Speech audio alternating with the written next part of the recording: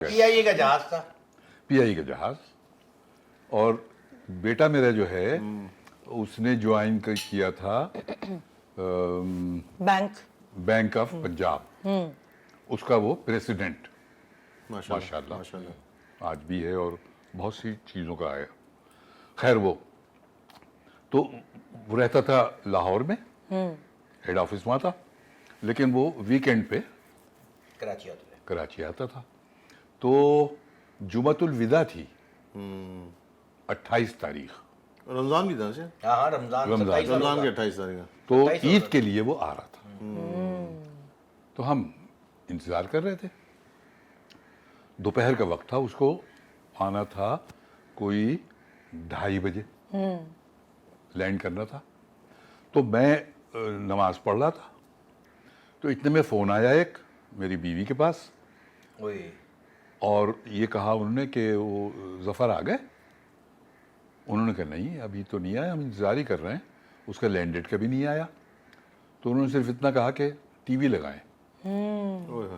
TV लगाया तो वहाँ आग लगी हुई थी, बुरी हालत थी। वो जहाज़ गिर चुका था, जल रहा था, धुआं ही धुआं। वो बीवी मेरी रोने लगी, बुरी हालत। बहू मेरी थी, वो भी रोने लगी, सब रोने लगे। लेकिन मुझे पता नहीं क्यों इत्मीनान था, जहाँ नमाज पे बैठा था। तो मैं वो पढ़ रहा था। एक दुआ होती है जो मैं हर नमाज के बाद पढ़ता हूँ, वो होती है दुआए तवस्सुल। वो मैं पढ़ रहा था तो ये लगा जैसे कोई ये कह रहा है कि सब खैरियत रहेगी, परेशान मत हो, सब ठीक है। तो मैंने बीवी से कहा, मैंने कहा घबराओ मत, रो मत, इंशाल्लाह ठीक होगा, सब ठीक होगा। कुछ 5-7 मिनट हुए थे इस बात को कि एक टेलीफोन बजा। वो मैंने उठाया तो ज़फ़र बोल रहा था। आपके बेटे? अच्छा। हाँ। मेरा बेटा, पापा मैं जिंदा हूँ। मैंने कहा अच्छा, बाप के लिए ये बात कितनी वेरी गुड। मुश्किल है। तो तुम कहाँ हो? कि बस मैं अब अस्पताल में आ गया हूँ, मुझे ये हॉस्पिटल ले आए हैं और मैं अब मुझे लेके जा रहे हैं ये ट्रीटमेंट के लिए। और टेलीफोन ख़त्म हो गया। तो मुझे ये ख्याल आया कि चूंकि मैं सोच रहा था उसके बारे में, तो शायद ये वहम है मुझे। मैंने वही नंबर जिससे आया था फ़ोन फिर किया, तो वो एक खातून ने उठाया, वो डॉक्टर थी। तो मैंने कहा कि कौन बोल रही है? कि मैं डॉक्टर फलां। मैंने कहा अच्छा मैं मुनव्वर सईद बोल रहा हूँ, मेरा बेटा। कहना हाँ आपका बेटा आया था और वो हम लेके गए हैं उसको ट्रीटमेंट देने के लिए।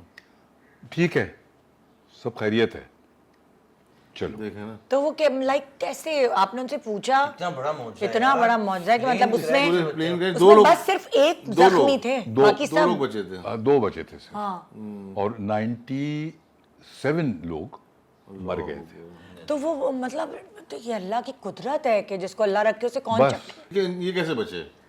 अच्छा ये वो जहाज गिरा। अच्छा ये बैठा था, एक सीट थी जो बिल्कुल कोने पे जहाज के दरवाजे के साथ थी, 1C। 1C।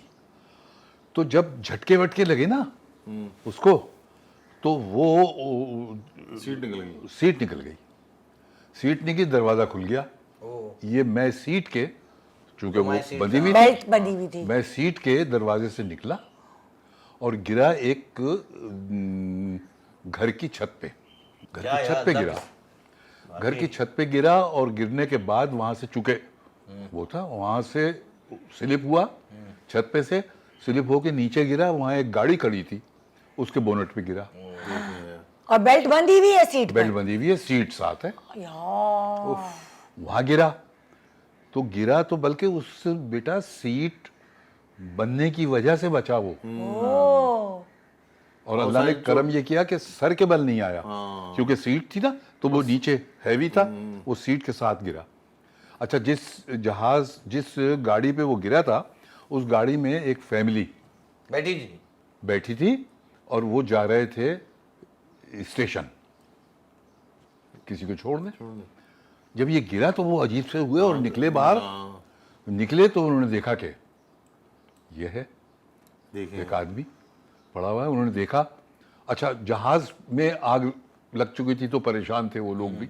दूर जरा जहाज था, हाँ तो देखा तो वो गिरा हुआ है, उसको इन्होंने उठाया तो ये जिंदा था।